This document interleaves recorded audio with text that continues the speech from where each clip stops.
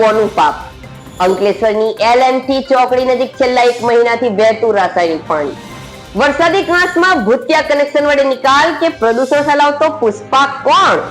Chemical યુક્ત અત્યંત રાસાયણિક પાણી ઇવાન્ક એલોયસ કંપની નજીકથી પસાર થતી વરસાદી કાંસમાં વહેતું નજરે પડે છે. જીપીસીબી અને નોટિફાઈડ વિભાગ દ્વારા તપાસ કરી પણ 1 મહિનાથી હજુ પણ મૂળ મળતું નથી. ભરૂચ એટીએમ ફ્રોડ કરતી આંતરરાજ્ય ગેંગના 4 સાગરીતોની દહેજ પોલીસે કરી ધરપકડ. એટીએમ કાર્ડ ચોરી કરી તેની જગ્યાએ બીજો એટીએમ કાર્ડ આપી એટીએમ કાર્ડથી પૈસા ઉપાડી લઈ ગુના આચરનારી સમૂહ વિરુદ્ધ ગુનો દાખલ કરવામાં આવ્યો.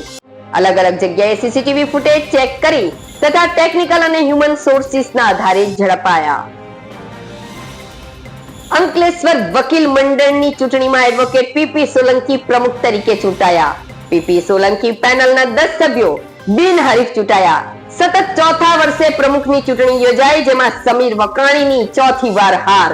171 મતદાન સામે 104 મત મેળવી પીપી સોલંકીનો વિજય.